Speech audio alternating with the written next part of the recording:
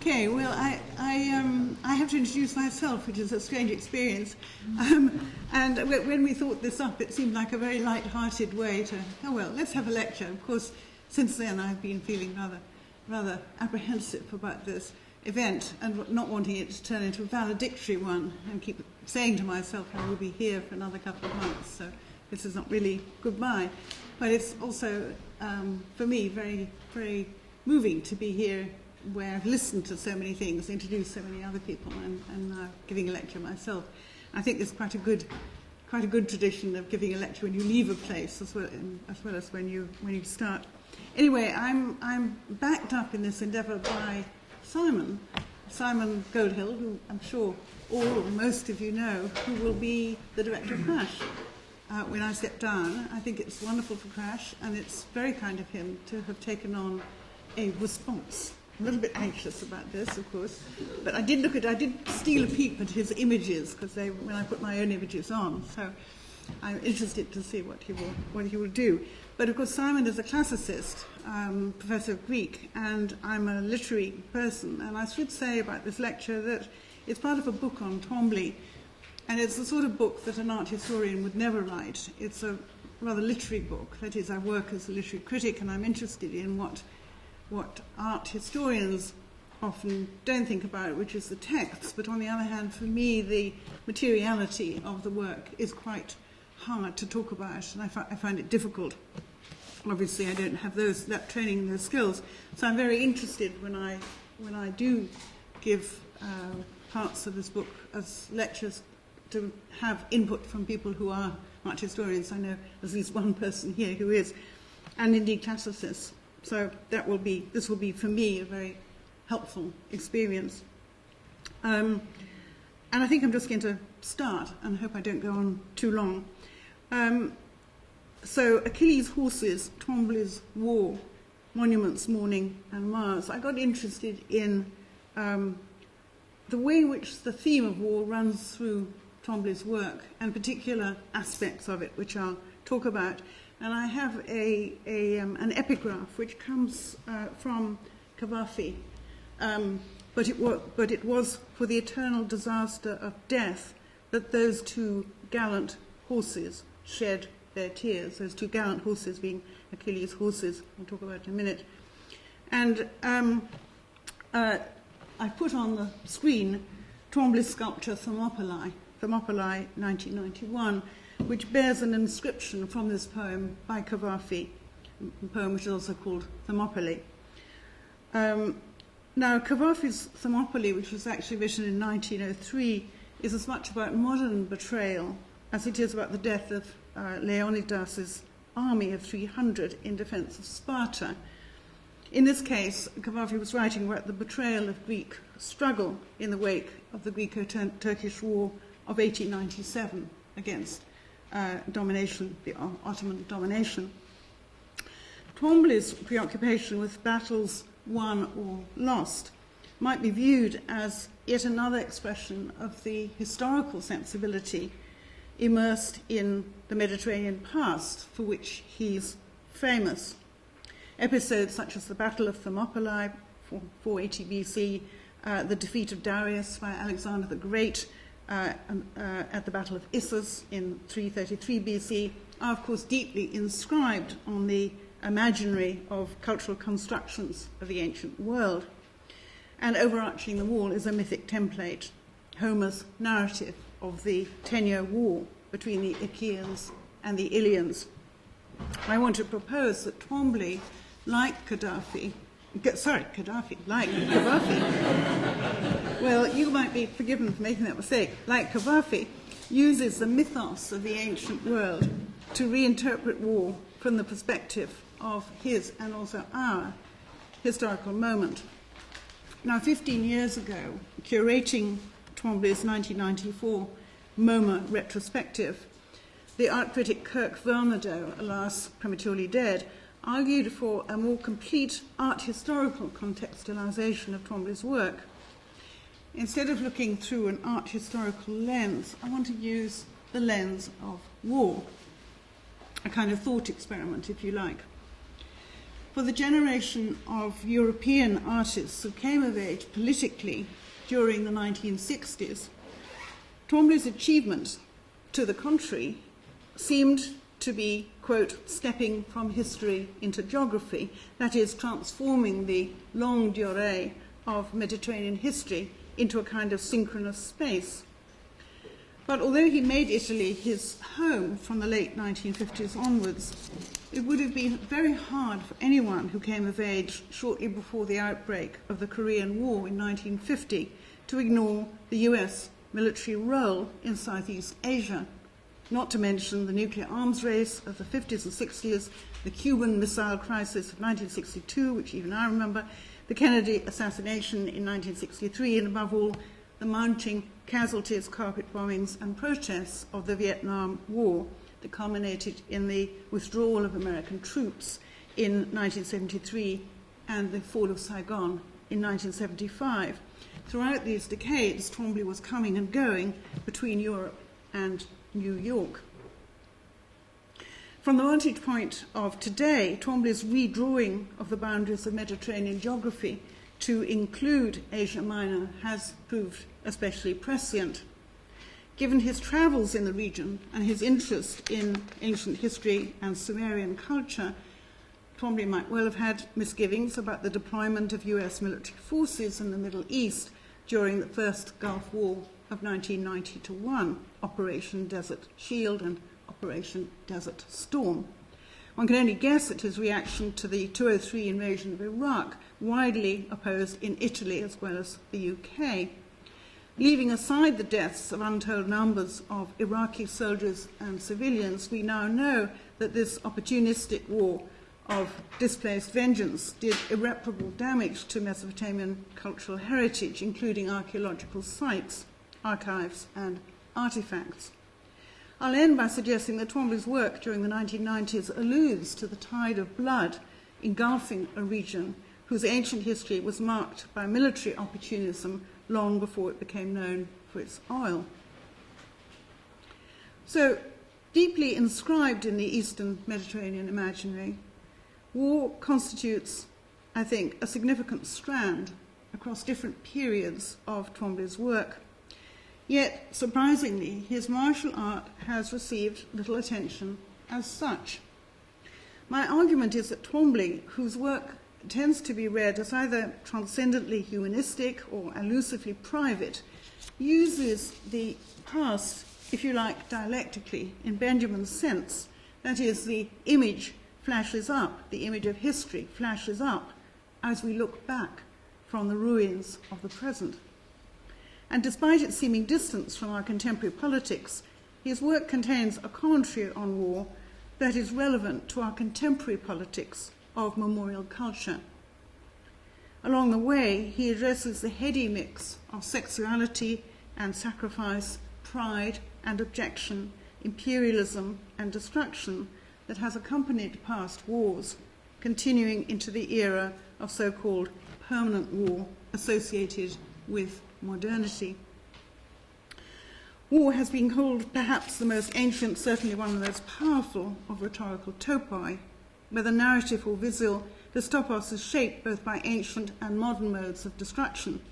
The ruination of human lives and cultures on a scale at once individual and incalculably collective continues to inform our inherited war narratives, alongside new narratives produced by modern technology. One of these narratives reinforces the production of masculinity and comradeship through inherited codes of honor, rank and vengeance that bind soldiers to one another and often to violence.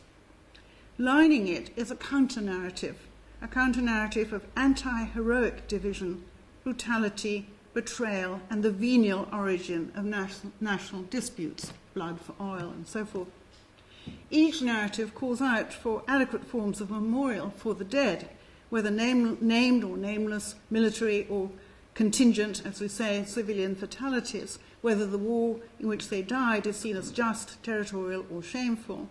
And this call, I propose, is addressed by sculptures such as Twombly's Thermopylae, to which I'll return in closing. Now, the poem Biography cavafy that forms my epigraph. It was for the eternal disaster of death that these two gallant horses shed their tears. This poem by Cavafy refers to Achilles' immortal horses, Xanthos and Balios, as they weep at the sight of Patroclus' lifeless corpse. Riding out to battle in Achilles' chariot and wearing his armour, Patroclus rallies the Achaeans, only to be disarmed by Apollo and killed in turn by Hector. Achilles' immortal horses are caught up in the ephemeral disasters of a stalled war, exacerbated by Achilles' angry withdrawal after Agamemnon requisitions his captive wife, Briseis. The quarrel over another trophy bride has occasioned the 10-year Trojan War, with all its grief and pain, Homer's Penthos and Pema. In Cavafy's words, men have caught you, the horses, you up in their misery. Unlike Zeus, who merely regrets that the gods made them toys of fate, the immortal horses mourn, quote, the eternal disaster of death. Pope's translation of Book 17 of the Iliad is the version that inspires Twombly's monumental 50 Days at Iliam of 1978, which I'll come back to. And Pope's translation emphasizes the anthropomorphic dignity of the weeping pair. I'll read you just part of that wonderful passage by Pope. Meantime, at distance from the scene of blood, the pensive steeds of great Achilles stood, their godlike master slain before their eyes. They wept and shared in human miseries. Still as a tombstone, never to be moved, on some good man or woman unreproved lays its eternal weight, or fixed as stands a marble courser by the sculptor's hands, placed on the hero's grave. Along their face the big round drops coursed down with silent pace, and so on. And Pope's addition to Homer, of course, Homer's text, it is an addition, transforms the horses from a tombstone or stele on a grave mound into an equine monument. Moved by their sorrow, Jove pities the immortal horses, but not enough to halt the whole sorry business. He injects a temporary surge, and the horses rally to the fight. Later, when Achilles sets out to avenge Patroclus' death, he reproaches his horses for letting Patroclus down, whereupon Xanthus, miraculously endued with voice, says Pope, breaks into speech to foretell Achilles' own death. The fates thy death demand, due to a mortal and immortal hand. Portents and prodigies are lost on me, replies Pope's raging Achilles to the suddenly vocal horses. I know my fates. And unmoved by this miraculous intervention, he launches into a frenzy of slaughter, like US soldiers in Vietnam who were urged into battle with the phrase, don't get sad, get even. My point here, however, is that Pope's extended trope of sculptural mourning emphasizes the link between funerary sculpture and poetry in monuments commemorating the hero's death. The talking horses make legible an epitaphic supplement. The monument must speak both to the reader and for the life that has been lost. In Frames of War, When is Life Grievable?, Judith Butler observes that a life has to be seen as livable before it can be grieved, since, she says, grievability is a presupposition for the life that matters. In order to be mourned, a life must count for something. But, she observes, public grief is differentially distributed. Some deaths count for more than others. Open grieving, Butler writes, is bound up with outrage, and outrage has far-reaching political potential. Butler stakes her claims for non-violent protest in terms of an ethics of responsibility that includes, among other things, a sustained practice of translation. She writes between languages, but also between forms of media. The challenge, as she defines it, is to overcome the barriers that make it possible to acknowledge indurability in one site or time, while refusing to acknowledge it in another. In this sense, Butler writes, non-violence is not a peaceful state, but a social and political struggle to make rage articulate and effective. And she goes on, the carefully crafted fuck you. She adds, one has to come up against violence to practice non-violence. An interesting remark. Now, I read her expletive, fuck you, as crafted with care in the USA. Words do injure, as Butler has elsewhere argued, although not in quite the same way as weapons of war. The politics of mourning involve not only translation between past and present, here and there, us and them, but the conversion of rage into articulate forms of linguistic or visual representation. As I hope to show, Twombly's martial art becomes polemical not only when it makes the destructiveness of past wars visible in the present, but when it locates violence on the inside as well as the outside. Violence, in other words, has to be come up against internally before it can be harnessed to outrage. It may even have something to do with the image itself. Okay, that was rather a long introduction. I want to talk about the Achilles thing, as Twombly calls it. It's the Achilles thing, and the shape of the A has a phallic aggression, more like a rocket. It's pointed. The vengeance of Achilles, picture I'll show you, is very aggressive, says Twombly. Now, Twombly returned to America in the summer of 1953 after travelling in Italy and North Africa with Robert Rauschenberg, his friend and contemporary. The Korean War had just ended, but he was unable to defer national service. Following advice to stay out of trouble and score high on the IQ test, he was assigned to cryptography. So his military training proceeded side by side with a project to untrain his drawing hand as it began to trace blindly and in darkness the indirection of the libidinal unconscious, a very famous aspect of Twombly's national service. Conducted at night during his weekend leaves, this project has been described as Twombly's attempt to disrupt the seductive virtuosity of his graphic line. His 10-month period of military service ended in 1954 after he'd been transferred to very uncongenial decoding work at the Pentagon.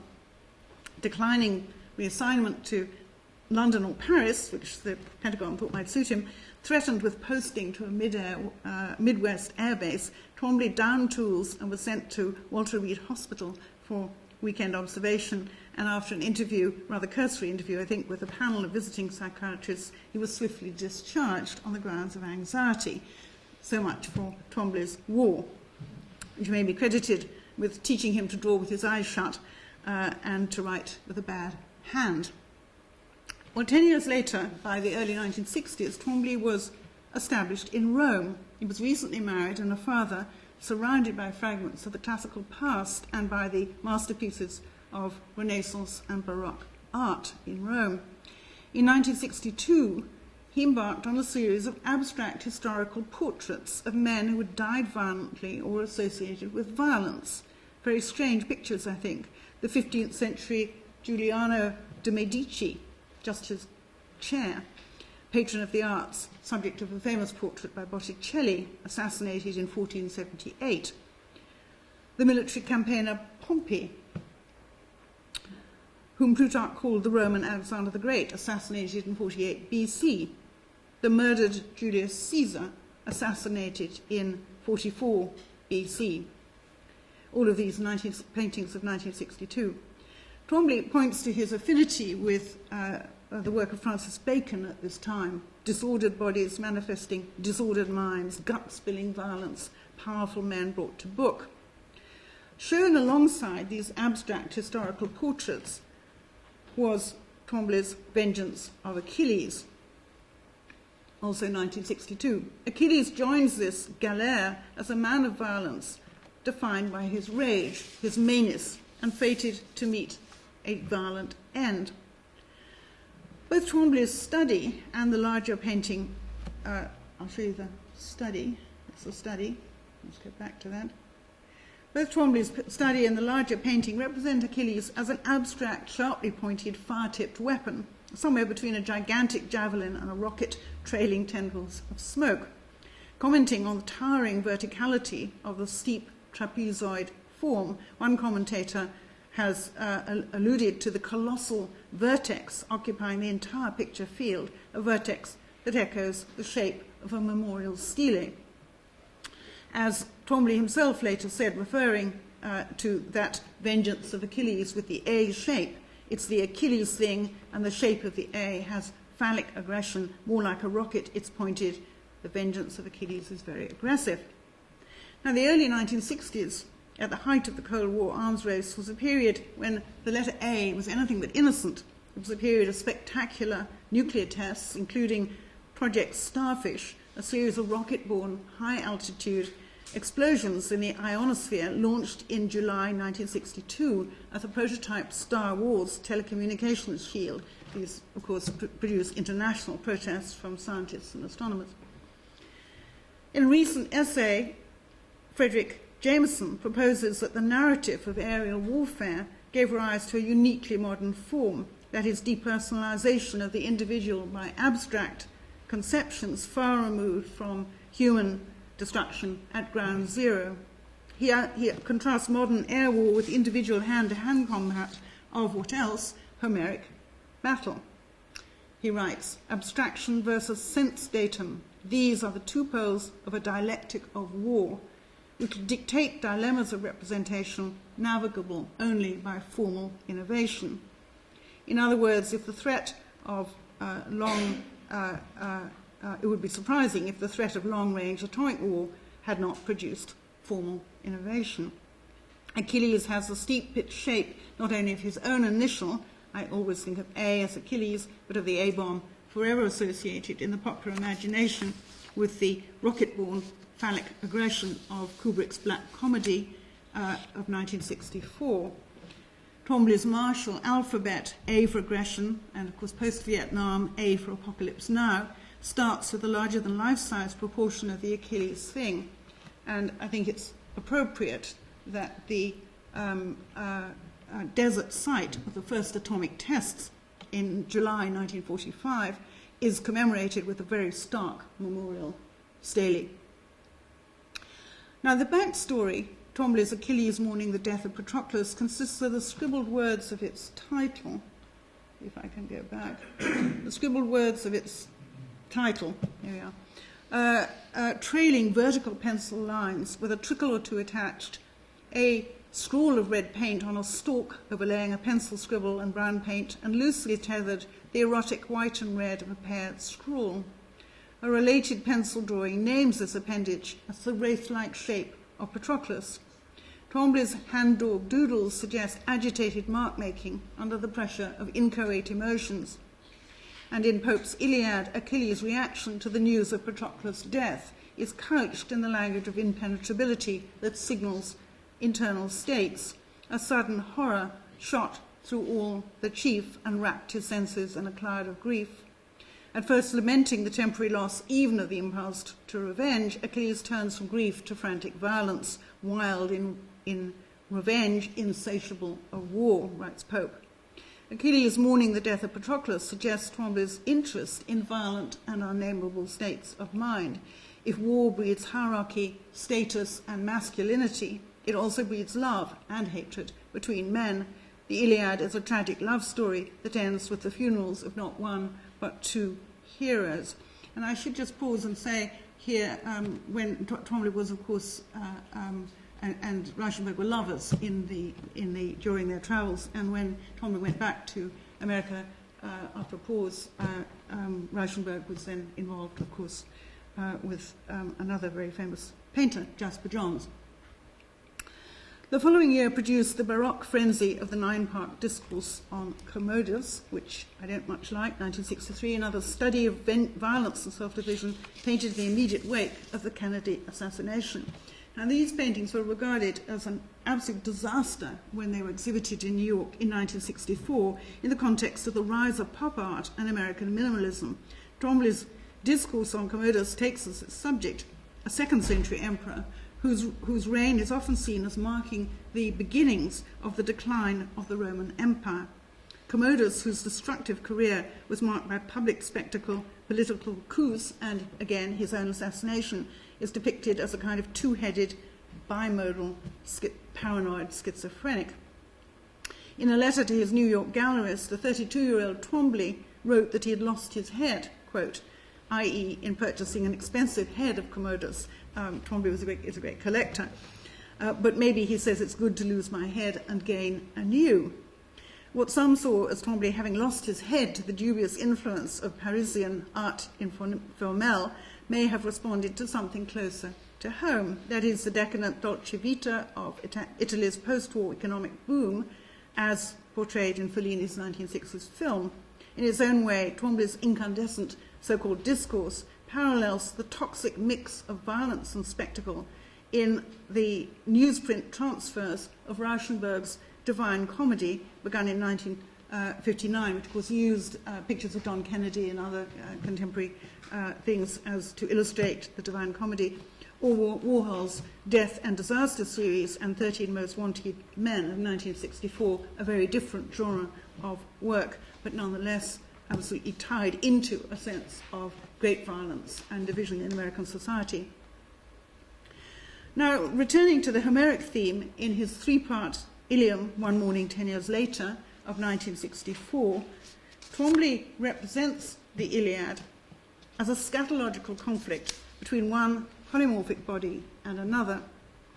Hearts and buttocks, or buttocks as hearts, litter the battlefield, along with stylized chariot wheels and sexual projectiles.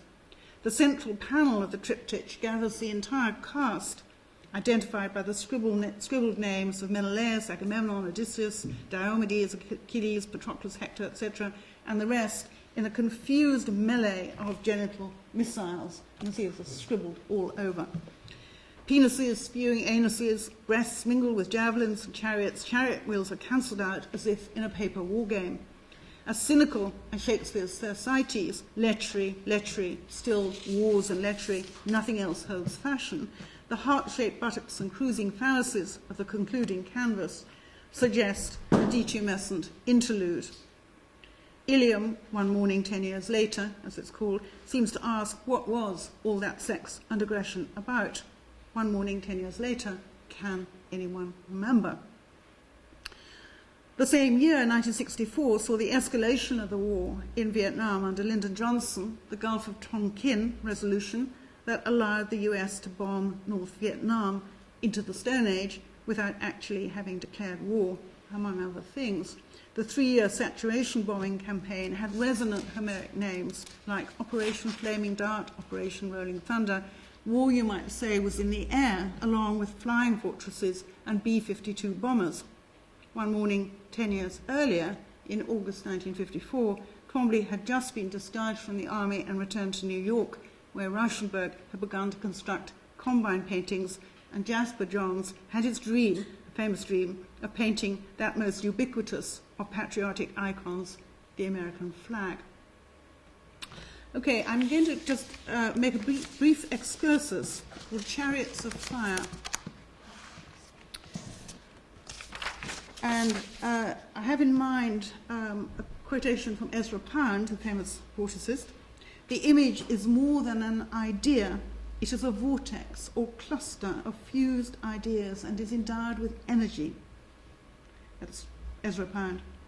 Twombly grew up in Lexington, Virginia, where his father, Cy Sr., after the baseball player Cy Young, was a noted, not only gentleman baseball player, but a coach who presided for 50 years over athletics at Washington and Lee University, the burial place, for those of you who don't know, of the first post-Civil War president, General Robert Lee. In the same town as the Virginia Military Institute, the West Point of the South. It's a bit like the place where Osama bin Laden holed up, you know. Anyway, in the same town is the Virginia Military Institute, the West Point of the South. Twombly was surrounded by the classical architecture of antebellum and postbellum Virginia. According to Twombly himself, there are more columns between Lexington and Charlottesville than in all ancient Rome and Greece. Two collages, Apollo and the Artist of 1975 and Mars and the Artist, which I'll show you in a minute, pair Apollonian and martial impulses that Twombly elsewhere refers to as sensibility and action. above the artist's lotus sign. I would have one of these little thingies, shows you above the artist's lotus sign. You can see the lotus sign, bottom part there. It's a collage. Apollo is linked to the arts by the penciled words poetry, muses, and arts, and by floating laurel leaves. Mars is identified by shields, the warlike pole axis signs in the top corner, and by half-erased phallic imagery. His energies are aggressively masculine, if not excremental, punning on the Ars Mars in schoolboy mode, M/ARS. You can see the M and the ARS there. Twombly's pairing suggests, solemnly, I suppose, the antimonies of the birth of tragedy, where Nietzsche's Apollo, the god of all shaping energies, represents the principle of sculpture, pictures, and serenity. Dionysus, by contrast, is associated with the non-plastic art of music, and specifically Wagner, by Nietzsche, and with states of madness and ecstasy. Perhaps Nietzsche speculates madness is not necessarily the symptom of generation, of decline, or belated culture. Remember all those pictures of mad leaders assassinated. Nietzsche contrasts the Apollonian Homer with the Bronze Age poet Achilles, the raucous soldier who expresses the delirium of Ares, sword work and spear sticking. This bawdy soldier poet was a favourite of Twombly's, and he calls himself Sergeant to Enyalios, the great god of war. Like the modern-day US Marine, he's graphic and sardonic about sex, war and death, and he upholds the soldier's code of solidarity, shield against shield, keep the shield wall tight, and the gift of death they bring, let no man take. You can see the shield wall perhaps up there. I'm being a little literal. Now, Nietzsche's binary points to two different modes of representation: heroic picture-making above the chaos of war versus the foot soldier's visceral testimony. The distinction is still current in modern accounts of battle that focus on the problematics of visibility versus recountability. The history of war as a visual phenomenon includes not only Hobbes' emphasis on spectacle, but Rousseau's distinction between seeing and narrating war. For Rousseau, war is essentially a system of misrepresentation. The virtual or bird's eye view, one commanded by gods, if you like, or by an imaginary Napoleonic sightline, is contradicted by confused eyewitness accounts on the ground. By contrast, the virtual cinema of the modern battlefield no longer requires embedded witnesses. It can be played and replayed without taking actual participants into account. Instead of being seen for what it is, a physical act of demolition, war becomes a set of signifying practices. Twombly's interest in battles can be inferred from a group of abstract paintings belonging to the same period as his shift to grey-ground minimalism, 5 paintings called, strangely, Synopsis of a Battle, 1968, consisting of cone-shaped constructions, vortices, blueprints for the segments of a space capsule, who knows, covered with measurements, calculations, and scribbled directional diagrams. It's a bit of a stretch, but I suppose it could be loosely construed as fan-shaped battle formations viewed from a diagrammatic perspective. 2 are inscribed with the word issus, another synopses. Others contain words such as enter, flank, and right, along with calculations that may or may not correspond to troop numbers, distances and times, or casualty statistics. The group is related to the orbiting gyrations around an axis in the Orion series. You can see the shield and pole signs there, and other paintings of the same moment that launch vertiginous flipping forms like an airborne deck of cards. The gravity-defying space junk of the Bolsena paintings, and I'm showing you one of them there, of 1969, coincide with the Apollo moon landing during the summer of 1969, which Twombly followed closely. And in case you think I'm making all this up, Twombly himself has said actually he was completely riveted by the moon launch, the moon landing, and his painting is involved. Paintings like this are closely involved with that representation of the kind of overcoming of the forces of gravity in, as it were, deep space. Now, the so-called blackboard paintings could be seen as an abstract visualization of infinitely prolonged movement in space and time, a kind of projective geometry, the wheeling of planets and constellations, or temporal durée of lines in space. The link is, of course, often made with the early 20th century Italian futurism of Balla and Baccioni. Twombly projects the movement of three-dimensional bodies, the darkness of deep space, and the folding of matter, orbits and lines with potentially infinite extension or deflected by the combined forces of space, gravity, and time, requiring complex mathematical calculations and corrections. Like solutions to abstruse space-time problems, the blackboard paintings practice flat geometry as if in a four-dimensional world. To some, they suggest Twombly's interest in diagramming the invisible movements in space and time that had earlier been captured by Muybridge's photographs, to which Rauschenberg had actually introduced Twombly. Now, the cerebral abstractions of the synopsis of the battle paintings could hardly be further from the heat and dust of war. Battle theory, however, involved an imaginary plurality of bodies, a large body, organized as military squadrons and divisions in synchronized wheeling formations strategically positioned in space and time. The word synopsis has in fact specific associations with military history. Major General John F.C. Fuller's three-part Decisive Battles, Their Influence Upon History and Civilization of 1940 prefaces each chapter with a synopsis, i.e. a condensed overview, or what you might call, cunningly, an abstract. Fuller had been struck by how much could be learned from the battles of Alexander the Great in teaching military history.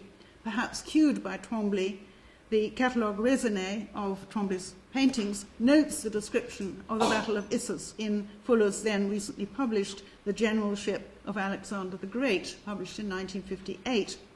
And, of course, Twombly had his own reasons for being interested in Alexander the Great. He commemorated the birth of his son, Alessandro, in mid-December 1959, a year later, as the start of a new epoch with one of his most frenetic canvases, The Age of Alexander, which he painted between December 59 and January 1960, an extraordinary painting, and now in the Menials. Besides being a prolific military historian, Fuller was an early theorist of World War I tank warfare who became an energetic advocate of modern mechanized war. And I told you this was an excursus. It's coming to an end. His battle plans,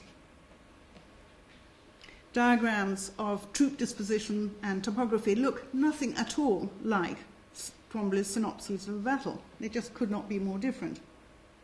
But they are a kind of abstraction, actually.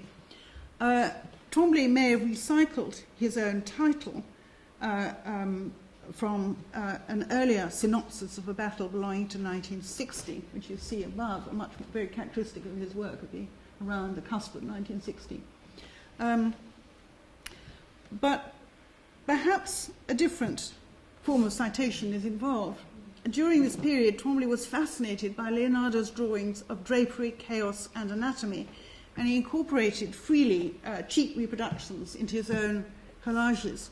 The conical diagram of synopsis of a battle, Twombly's synopsis of a battle, uncannily resembles Leonardo's iconic military invention, his design for a prototype tank, the ponderous contraption whose wheels, driving in opposite directions, would have prevented it moving except in circles, firing on all sides. It was Leonardo who, of course, famously defined the art of drawing as discovering how the line, the generating axis of each object, is directed through its whole extent. The art of drawing diagrams refers not to material objects as such, but to their extension and their axis.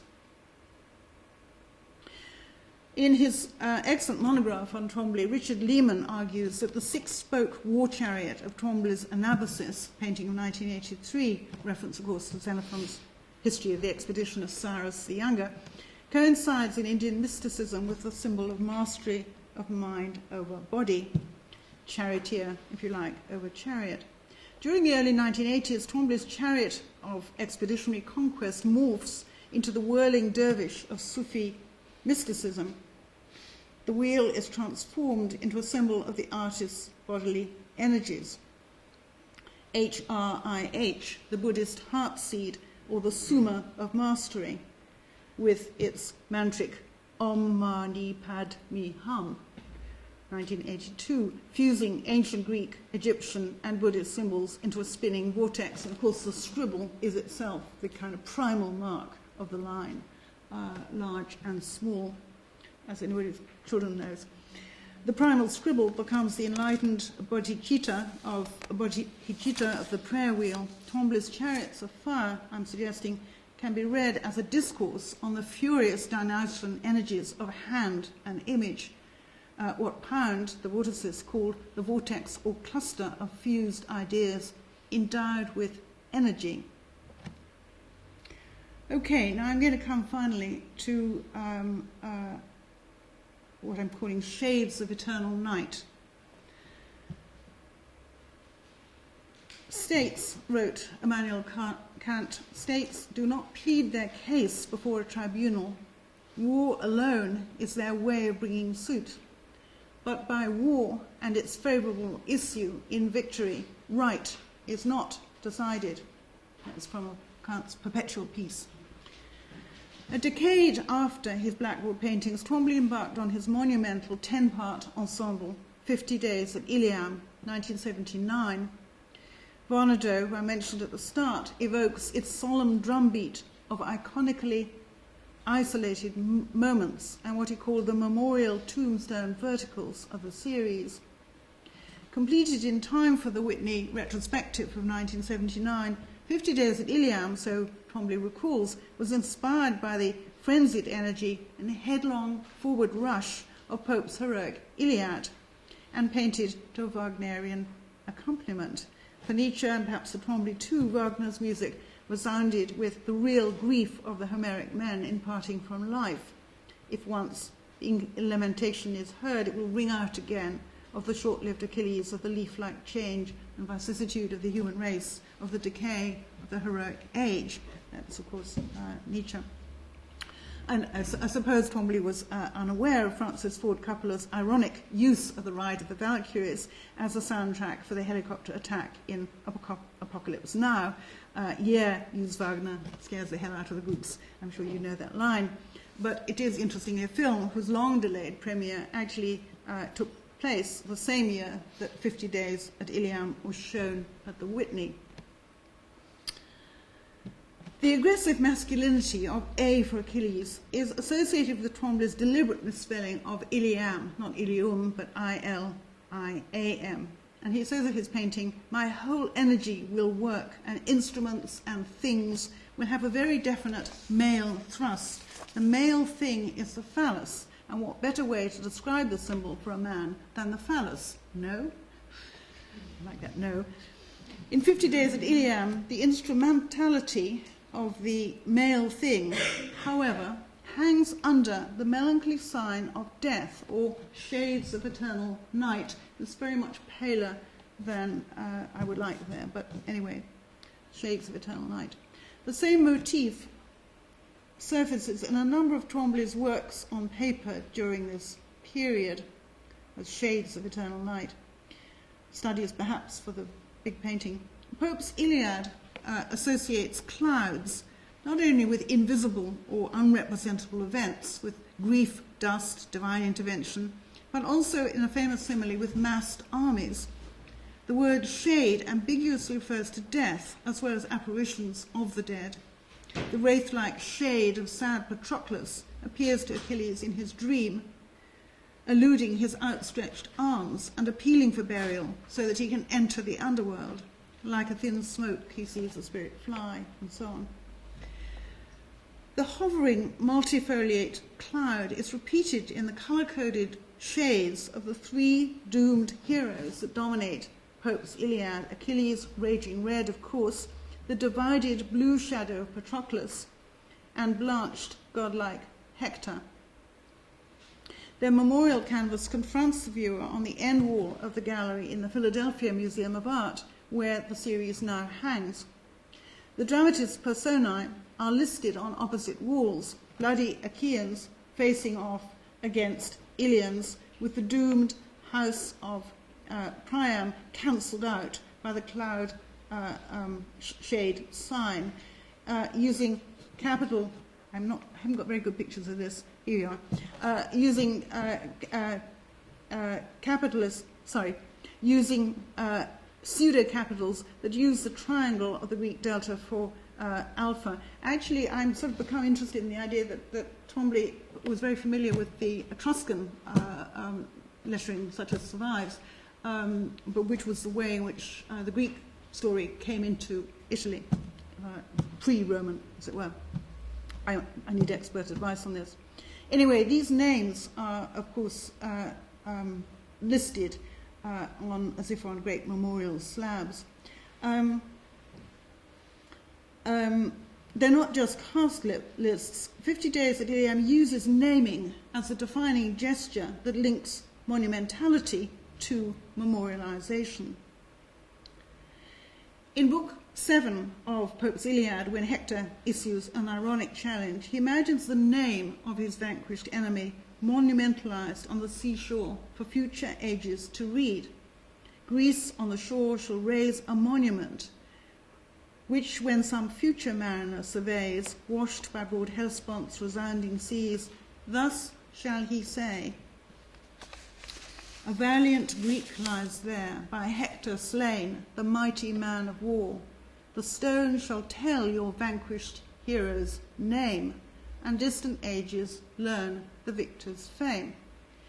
Now, in Homer's Iliad, the burial mound would, of course, be nameless. Oral memory alone preserves the fate of Hector. But for Pope, reading archaic Greece through Roman or Etruscan eyes, the presence of a proper name is a given in classical funerary epitaphs. Occupying the future anterior tense, thus shall he say, the stone shall tell your vanquished hero's name. 50 Days at Ilium displays the names of the dead as half-effaced inscriptions on ancient memorial tablets. Twombly's anachronistic Hellenization suggests the capitalized form of early Greek inscriptions cast into a future that exceeds Homer's imagination, but not, of course, Pope's. For Homer, Greek writing had yet to be invented. The three shades are flanked by two immense battle scenes, Achaeans in battle and Ilians in battle. This is Achaeans in battle. Twombly's triangular motifs, which you could just about see, these sort of triangular motifs, implicate the aesthetics of fascism. Might is right. The thrusting phallic Achaeans, the penis makes a direction, and that's used as direction in the painting to force you one way, says Twombly, confront the Ilians' defensive wedge-shaped shield formation, led by Hector in the foreground and urged on from the rear by a scrotal chariot, the house of Priam, in the back, all towards that side, all labelled carefully. As the flaming Achaeans hurtle into battle above the artist's palette sign, wherever that is, palette sign, I may have got out of, I think it is there, at the bottom. As the, where was I? As the flaming Achaeans hurtle into battle above the artist's palette sign, jutting angles, V for victory, signal the supporting role of Thetis, Athena, and Hera, and among the mass shields of the doomed Ilians, other triangles, stylized war chariots, are named for Paris, Apollo, Artemis, and Ares, the gods whose partisan intervention impinged on the human battle. Now, the directional impetus for 50 Days at Ilium is, of course, the vengeance of Achilles, a fiery, heat-seeking missile whirling out of a black cloud of grief to become the blazing fire that consumes all before it. Pope's Achilles is already a maddened flamethrower, torching everything in its path. As is Pope, from his fierce eyeballs, living flames expire and flash incessant, like a stream of fire. One of Homer's great similes compares him to a wildfire, as when a flame the winding valley fills and runs on crackling shrubs between the hills. In Pope's own preface to his translation, the vengeance of Achilles becomes, in fact, a figure for Homer's poetry itself. Homer, he writes, boundless and resistant as Achilles, bears all before him. Referring to that unequaled fire and rapture which is so forcible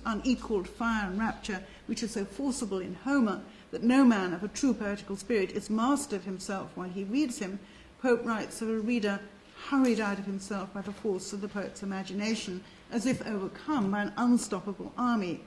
And this is Pope, the course of his verses resemble that of the army he describes, and he translates the line, "They pour along like a fire that sweeps the whole earth before it." So Homer's poetry becomes on fire, he says, like a chariot wheel by its own rapidity.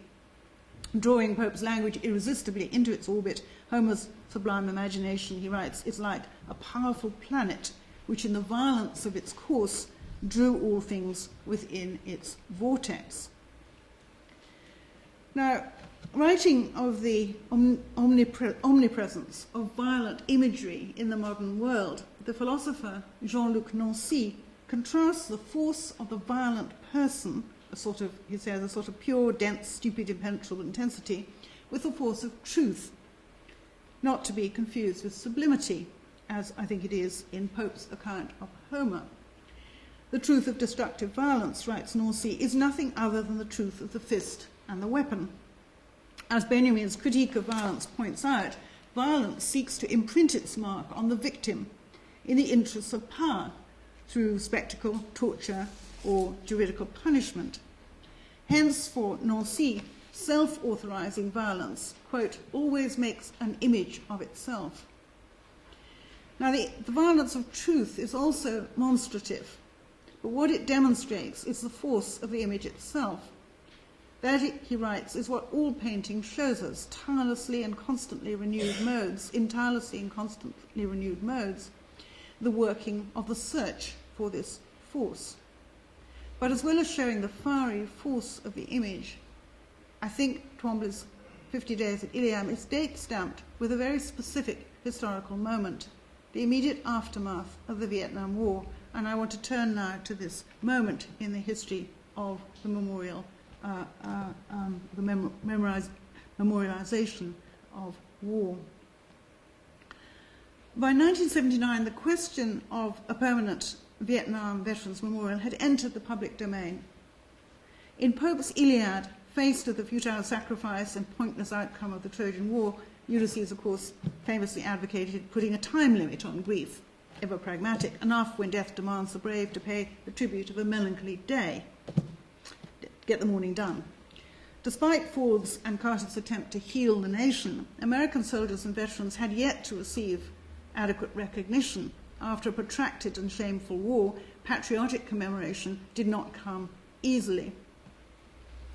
The same year that 50 Days at Iliam was first shown in America marked the establishment of the Vietnam Veterans Memorial Fund.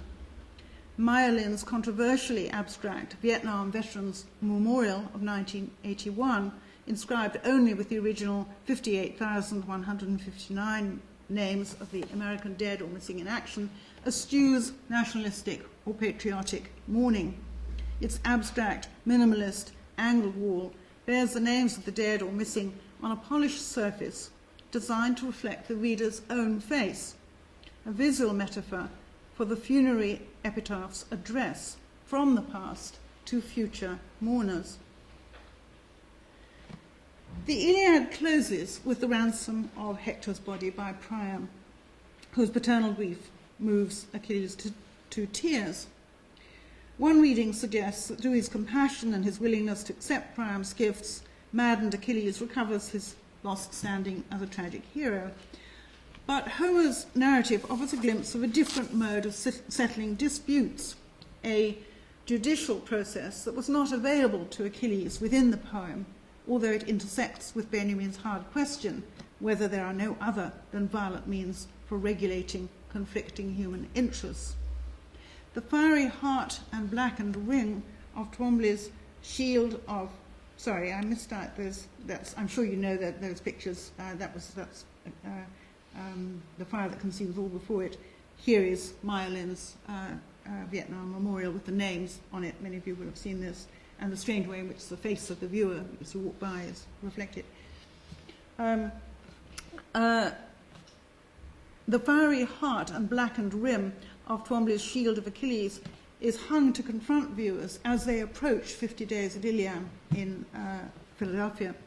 Forged by Vulcan, Achilles' ekphrastic shield, illustrated in 18th century editions of Pope's Iliad, depicts a world excluded from Homer's archaic civilization.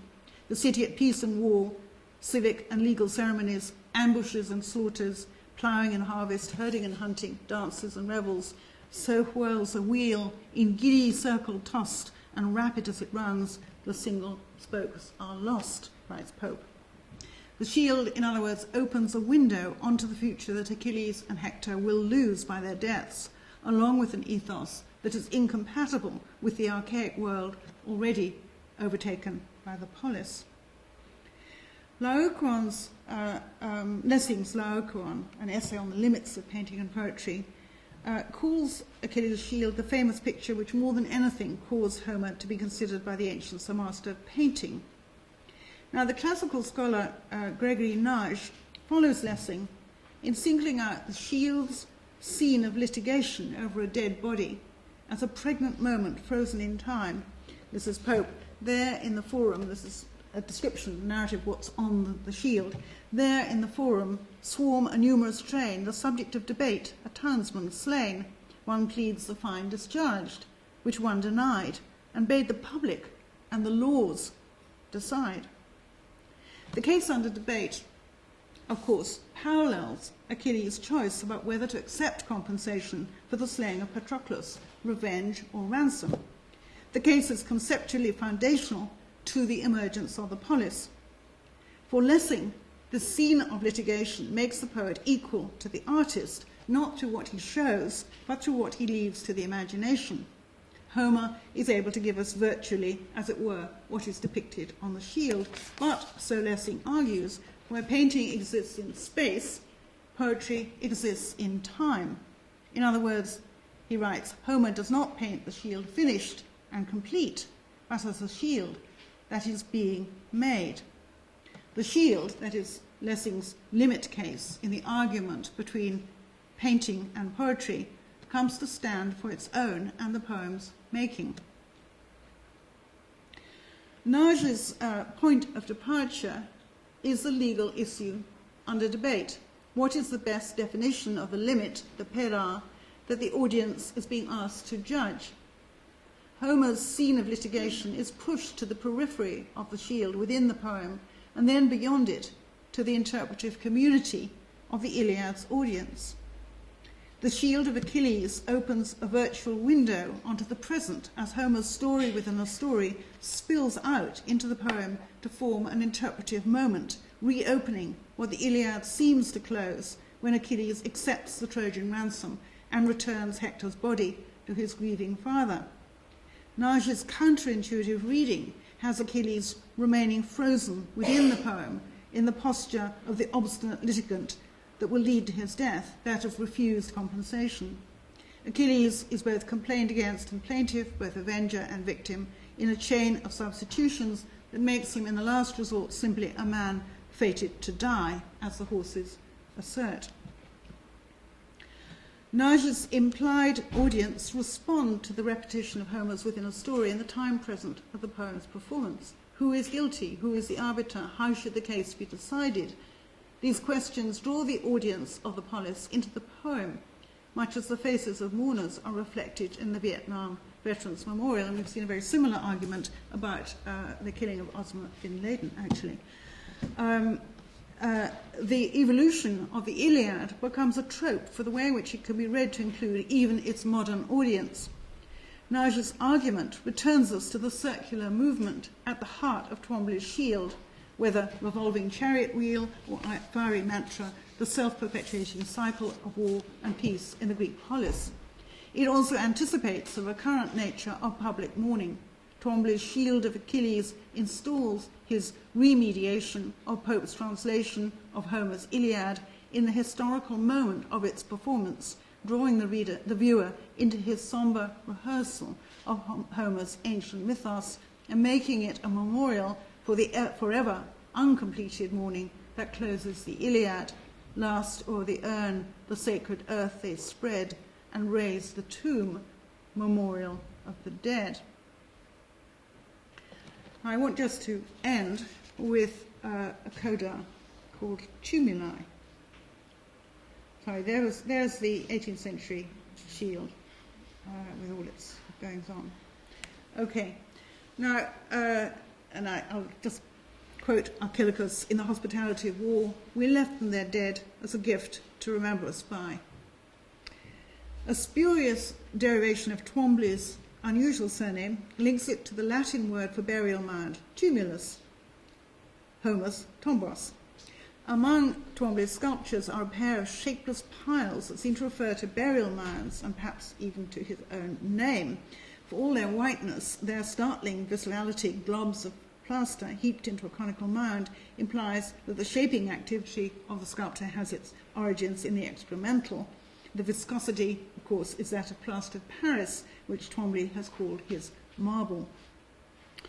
Twombly's sculptures include small chariots, such as this one, Untitled, 1978, and another one, 1978, another one, 79, whose chunky or triangular forms recall the hurtling chariots of 50 Days at Iliam.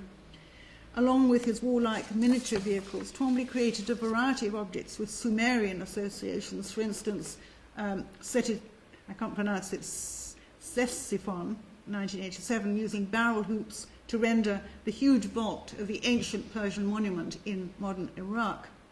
Other works inspired by Sumerian artifacts include the Thicket of Earth, 1990, Thicket of Akkad, Sumer, 1991.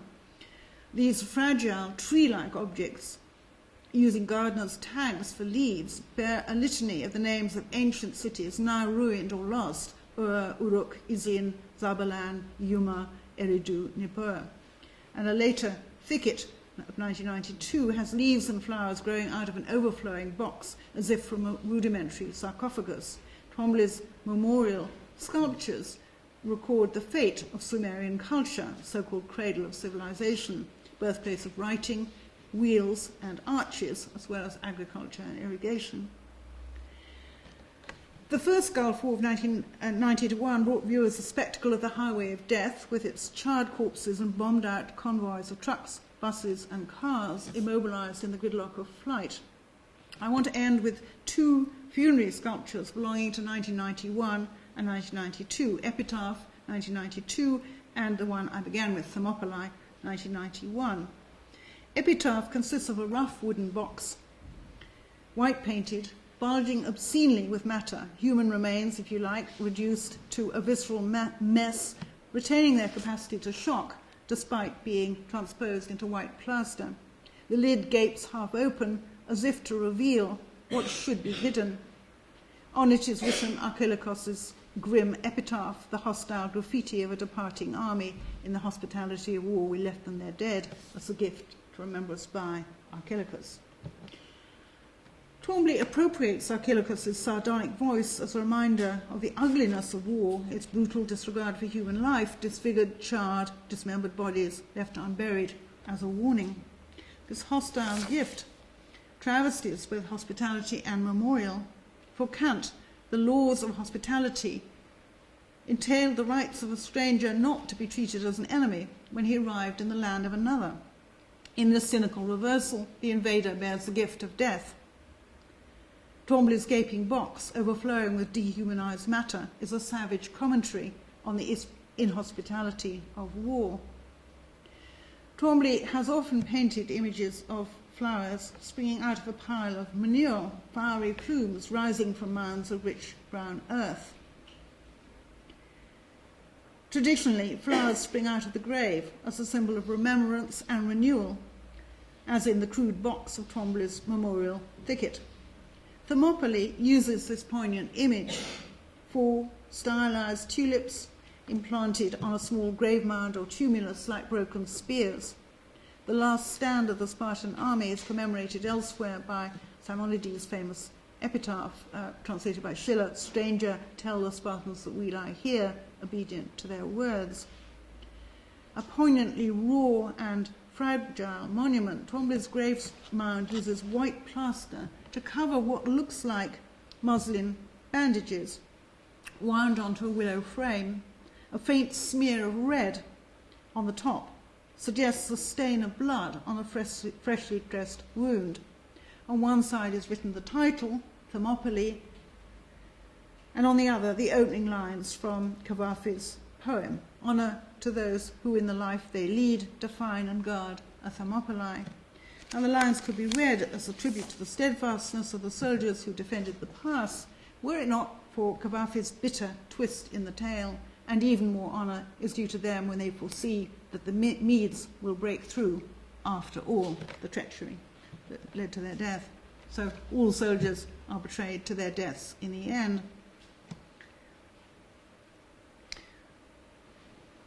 Twombly's immense dripping Bacchus cycle, I really am ending now, of 204 to 5, coincided with the year of the first and second battles of Fallujah, the bloodiest years of the Iraq occupation and the insurgency that followed.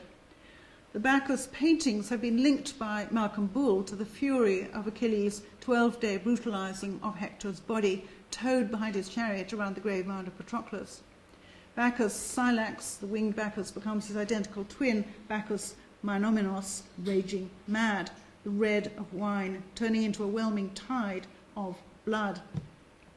These paintings twin the ecstasy of Nietzsche's Dionysius with murderous violence. Pope's Iliad tells us how, after Lycurgus took on the gods and drove out the Thracian cult, Bacchus headlong sought the fiery flood, the briny flood. Homer does not relate the sequel. In punishment for his disrespect, Lycurgus was driven mad. Mistaking his own son for an ivy plant sacred to Bacchus, he lopped off his extremities. The frenzy of Twombly's Bacchus Mainominos can be read as a critique of the madness of war, the hubris of those who wage it, the terrible cost to one's own children and to the children of others, limbless or dead. At the opposite end of the spectrum from these huge yet controlled scrawls, some of you may have seen in the Tate in 208, one final citation from 205, a whimsical heart-shaped label on one of Twombly's more precarious sculptures reads simply, "Snafu." For those unfamiliar with its World War II provenance, this everyday expression is military shorthand for situation normal, all fucked up, an acronym I will arbitrarily appropriate for the carefully crafted rhetoric of outrage appropriated here for the public performance of grief. Thank you.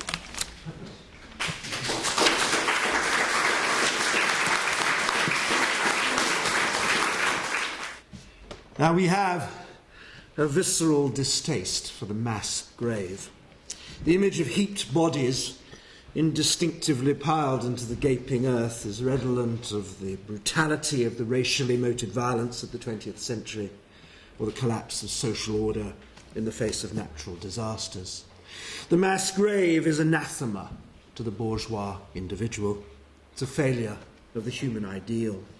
Yet in the 5th century democracy of Athens, the idealized democracy that stands at the head of West's self-representation, and which has been, since its inception, one of its most insistently, indeed violently, profit exports, the mass grave was introduced as a privileged symbol of democracy itself. The war dead of democracy were honoured by a mass grave.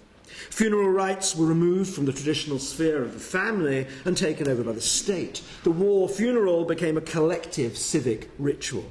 A leading politician was chosen to deliver a speech over the grave to the assembled citizens. And in this speech, in the logic of democracy's drive towards equality, was observed. No individual warrior, no individual act of bravery was ever named. The city itself was the subject of each speech. The memorial erected over the grave was equally austere. It listed only the first name of each dead citizen. It did not include the patronymic or deme names, the usual and necessary marks of identity. You were buried as a bare citizen, named but not singled out or properly identified. And this democratic civic ritual knew itself to be the overturning of the tradition of naming and memorial in Homer. In Homer, every warrior who dies is named and properly identified in those swirling battle narratives where names and body parts clash with such repetitive drive. I had nightmares at school recalling the terrible precision with which the Iliad itemised the spear through the teeth, the sword through the soft place near the hip, the mouth that hit the ground, still trying to form a word of pleading. What's more, in Homer, every warrior fights for his individual fame, his immortal kleos. Achilles prays for the destruction of his own side, so that they should feel the need of his individual prowess all the more.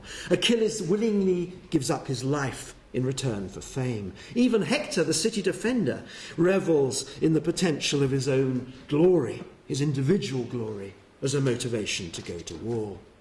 But Pericles, as the historian Thucydides represents him, when he gives his funeral speech over the mass grave of the democratic Athenian war dead, says, "We have no need of Homer now." Athens makes its own memorial. The city embodies its own collective, nameless praise. The body parts in Sire Twombly's epitaph are nameless stuff. On the lid is written, "In the hospitality of war we left them their dead as a gift to remember us by Archilochus." The sardonic epitaph grimly plays at least a double joke on its own status. A gift to remember us by, a present from aristocrat to aristocrat within the exchanges of guest friendship, becomes a violently distorted interaction by its namelessness. The dead are a nameless memorial, not of themselves, but of the visit of a nameless enemy. The epitaph that scores out the possibility of naming denies its own role, its own function of memorialisation. But we have the name of the poet, Archilochus, the individual who writes the we and the they of the poem, who is memorialised by the artwork signed by Sire Twombly. How does the name of Archilochus sound out against the we who leave the dead? How does the act of artistic memorialisation of individual fame, performed by Archilochus and re-performed by Twombly, write a countertale to the nameless body parts? The nameless dead, absent from Homer, shadow Western art. The whooping Indians around the circle of the wagon train are killed as namelessly as buffaloes. In the battle scenes of history painting, the ranked soldiers march namelessly to their doom. It's not always easy to resist our complicity with the silencing of the massed dead, which is one condition of possibility for warfare's violence. Narrative always places us as the cowboys and the wagon train, not as the falling Indians, as the survivor from the camp, not the swiftly dispatched woman, as the soldier running up the beach, not the instant victim of the first salvo. Our complicity with the hero's tale, which narrative requires of us, is part of the continuing power of war's discourse. Twombly uses names, written names, all over his art, just as he uses the title of works to individuate, to specify a narrative. In this, he follows Greek models. Look at this pot, for example. You can see how the bristling arms of the warriors are tagged by the names that float in the visual space and demand that we read the image as a slice of epic action, named and identifying figures. Even the pig gets a name, not just exemplars of masculinity. We turn the mass dead into stories by the act of naming. So how is the Vietnam Memorial used? Viewers, and this has been well discussed, are faced by the mass of names which become like the nameless dead by virtue of their sheer profusion. But the visitors walk along and pick out names and look for specific names or identify particular figures, even if they don't know anybody who's dead. Everybody points at a name. We counter the numbing repetition of names by individuation, as we counter the numbing silence of the mass dead by the act of naming. The turn to the classical past to explore the representation of the present is a question of repetition and its compulsions. Whose war are we fighting? Whose myths are we reenacting? Whose body is it anyway? For my money, and I use that term advisedly with Warhol in mind, there is no greater artist of the anxieties of repetition than Andy Warhol. You'll all be familiar with the famous repeated images of the icons of modernity, Marilyn Monroe, Kennedy, the suit cat. I want to look today at how Warhol reflects not just on repetition and its role in the production of the images of desire in capitalism, but how this involves him in a dynamic relation to the classical past. And I want to begin in a surprising place with an ultra-trendy art magazine, The Studio, in 1893, which published some photographs by Willem von Gloeden. Von Gloeden moved from Germany to Sicily in 1878 for his health, where he lived for the last decades of the 19th century, and he spent his time there taking naked posed photographs of the local inhabitants. And these were sold partly as anthropological studies of the Mediterranean, but mostly as classical studies, the Mediterranean body in the open air. And he dressed up the boys in classical garb and on occasion knotted their hair into Pan's horn, which uncannily anticipate Robert Mapplethorpe's devilish self-portrait. The Studio published the photographs precisely as classical scenes, brought vividly to life by photography, a medium in the 1890s still provocatively novel as a technique. And most of von Gloeden's negatives were deliberately destroyed during the Second World War by Italian fascists in their brutal and instrumental campaign for social purity. Several dozen images survive, and they've never gone out of print, and they're now, I guess they're largely circulated as gay erotica, and less commonly, if you're lucky, as examples in the history of photography. Here's a typical picture. A naked young man is posed by a suitably Dionysiac vine, and he's lightly embracing a Renaissance bronze statue of a naked athlete based on classical Greek models, and behind him there's a wall with Greek-style etchings. The picture suggests that the young man is in contact with the Renaissance and with the classical past. It's a classical body alive today, a continuity of artistic, physical and aesthetic form. Well, Andy Warhol owned this photograph, which he bought at an auction, and he liked it enough to draw it, with a typical shift of emphasis, you might think, onto the boy's genitals. And this drawing was used in a volume edited by Roland Barthes, perhaps the most influential modernist theorist of photography, as well as, of course, literary critic of genius, in Paris in the 1980s. The classical body, as a fantasy of desire, is the repeated trace through from Victorian photography into high modernist drawing. Now, Warhol had a special relationship with the camera. He always carried one in his last years. It forms a link between his obsessive concern with the world of advertising, the reproductive capacity of technology, with commercialism, and above all with the circulation of celebrity. He used the camera to make art. "I want to be a machine," Warhol famously asserted, and the camera became a central medium through which he constructed his specific anatomy of desire's imagery. Throughout these last years, he constantly took Polaroid snaps of his friends having sex, often quite baroque sex at that. He invited rent boys up to his studio. He invited his colleagues to strip in their lunch breaks and masturbate for him and photographed it. He left thousands of such pictures, I can assure you. I've seen them in the Warhol collection. And he also made out of them some quite remarkable art, particularly when he stitched together, literally, with a needle and thread, sets of repeated images. This photo is one of Warhol's studio images, self-consciously plays with his history of representation. It's another perfect Greek body, poised like a statue, but a statue about to step off the plinth. The ripples in the water disturb any Narcissus-like gaze into the reflective mirror of the pond, another joke on the artistic tradition. The body is not quite classical in its pose. It's thrown off kilter by the captured moment of incipient movement. It's a knowing and playful twist, both of the lure of the ancient body and of the cliché of using the classical to encode homoerotic desire. This is just Warhol having some smart fun with the ideal Greek body and the artistic tradition he knows he's part of. It's a moment, there's no story, the joke is just the disruption of classical iconography. What happens next to that model, what happened before, is certainly not part of the image's enticement. But this image is altogether a more sophisticated piece of work. It's one of the stitched works, only very recently exhibited for the first time in New York, and the subject is one of Warhol's rent boys. There are many other unpublished images of this young man in a single day's sequence of him stripping and posing for Warhol, now preserved in the archive. The same chair appears in the studio for many of Warhol's subjects. And the boy lolls back naked in the chair, hands folded across his stomach, head thrown back. And there are 4 identical images stitched together. And if you look really carefully, you can see the thread faintly in the reproduction right in the middle of the picture. Now, any classical art historian will instantly recognise this icon. It's a modern version of the Barberini faun. The faun is a classical version of the transgressive body, flopped out after drink and or sex, genitals central to our image and our gaze.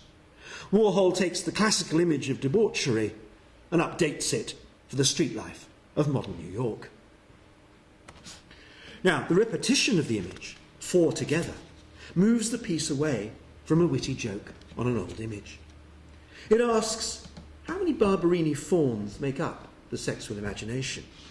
What role is there for repetition in the imagery of desire? How different is one hustler from another? How many times do you need to look at the image of the sexualized body? How much are erotic images the repetition of past erotic images? Can you desire without cliché? Can you desire without repetition? Warhol uncovers a buried history within our image repertoire. We're all victims of old love stories. Can you desire without the poses of those old patterns, without those old Greek bodies, those Victorian women, those virgins and whores? His picture raises a very awkward question for the viewer. What do you see when you desire? With Warhol, the repetition of the object of desire puts the sexualized body in line with the commodification, commercialization and circulation of soup cans, or the face of Marilyn Monroe.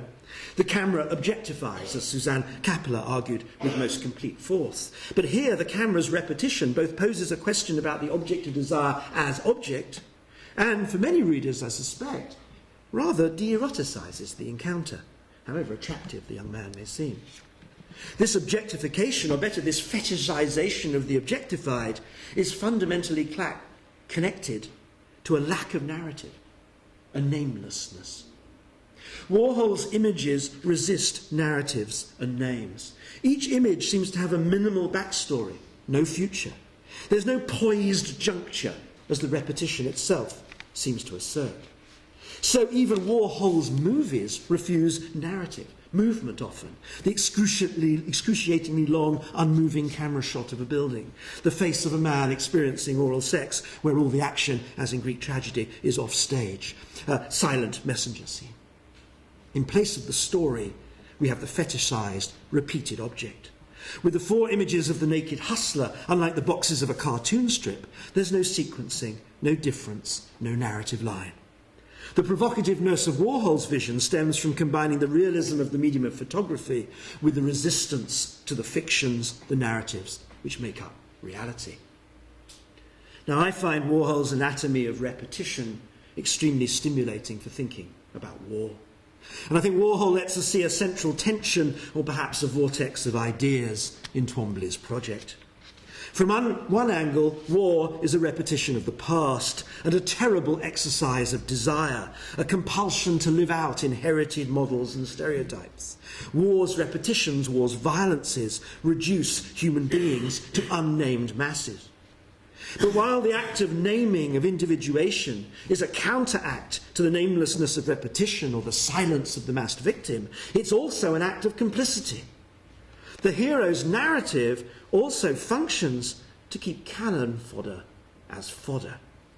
It's not just the repetition of the word phallus in Twombly's descriptions of his work, or Mary's repetition of Judith Butler's fuck you, that makes me worry about the place of desire in the art of war. We could put this question by asking, if war does violence to the body, what does Twombly's art do to the body? There's Leader and the Swan, sexual violence. What is it the art doing to the body? What does it desire of you? It seems to me that war's compulsive repetitions overlap with desire's compulsive repetitions. In being caught in the struggle to maintain a sense of an individual, named and cherished story, the life worth something, as Butler puts it, over and against the overwhelming power and complicities of the undifferentiated, the massed, the silenced. Twombly's hazard is that scrawling a name across a canvas will work. The sick joke is that it's Achilles' name again.